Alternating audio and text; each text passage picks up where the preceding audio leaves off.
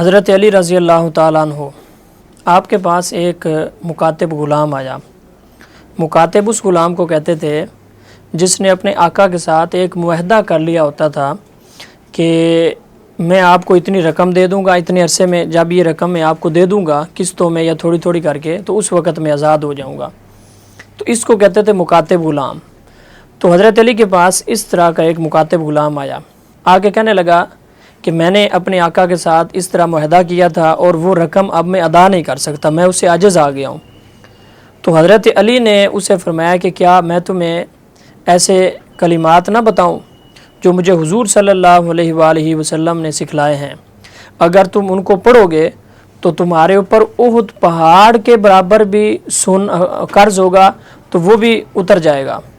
اب وہ الفاظ کون سے ہیں جو حضرت علی کہتے ہیں کہ مجھے حضور صلی اللہ علیہ وسلم نے سکھلائے؟ کہا کہ تم اگر ان کو پڑھو گے تو احد پہاڑ کے برابر بھی تمہارے اوپر قرض ہوگا تو وہ بھی انشاءاللہ اتر جائے گا۔ تو اس دعا کو یاد کر لینا چاہیے، بڑی اہم اور قیمتی دعا ہے رزق حلال کے حوالے سے اور قرض سے خلاصی کے حوالے سے، اور ہر نماز کے بعد اس کو پڑھیں اور چلتے پھرتے بھی پڑھتے رہیں، انشاءاللہ قرض جو ہے وہ اتر جائے گا۔ وہ دعا کیا ہے؟ اللہم اکفنی بحلالک عن حرامک واغننی بفضلک عمن سواک۔ اس دعا کو یاد کر لے۔ ترجمہ کیا ہے کہ یا اللہ مجھے غنی کر دے حلال کے معاملے میں اور حرام سے مجھے بچا لے۔ واغننی بفضلک عمن سواک، اور یا اللہ مجھے اپنے فضل سے غنی کر دے، جو کچھ تیرے سوا ہے اس سے میں بے نیاز ہو جاؤں۔ تو حضرت علی فرماتے ہیں کہ یہ دعا تم یاد کر لو۔ یہ دعا ہم اس ویڈیو کے ڈسکرپشن میں بھی لگا دیں گے، تو وہاں سے آپ لے لیں، اس کو یاد کریں، ہر نماز کے بعد اس کا ورد کریں، اس کو پڑھیں اور چلتے پھرتے بھی پڑھتے رہیں، تو انشاءاللہ قرض جتنا بھی ہوگا وہ اتر جائے گا۔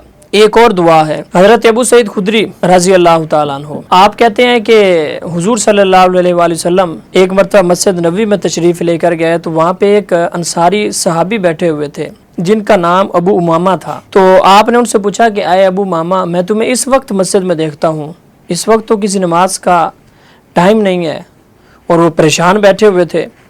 تو انہوں نے عرض کی یا رسول اللہ بہت ساری پریشانیوں نے اور قرضوں نے مجھے گھیر لیا ہے، تو اس کی وجہ سے میں یہاں پریشان بیٹھا ہوں۔ تو حضور نے فرمایا میں تمہیں کچھ ایسے کلمات سکھاتا ہوں، تم ان کو جب پڑھو گے، وہ یاد کر لو گے، تو اللہ تعالیٰ تمہارے غم بھی دور کر دے گا اور تمہیں قرضوں سے بھی نجات دے گا۔ تو انہوں نے کہا کہ حضرت ابو امامہ نے یا رسول اللہ مجھے وہ بتائیں کون سے الفاظ ہیں؟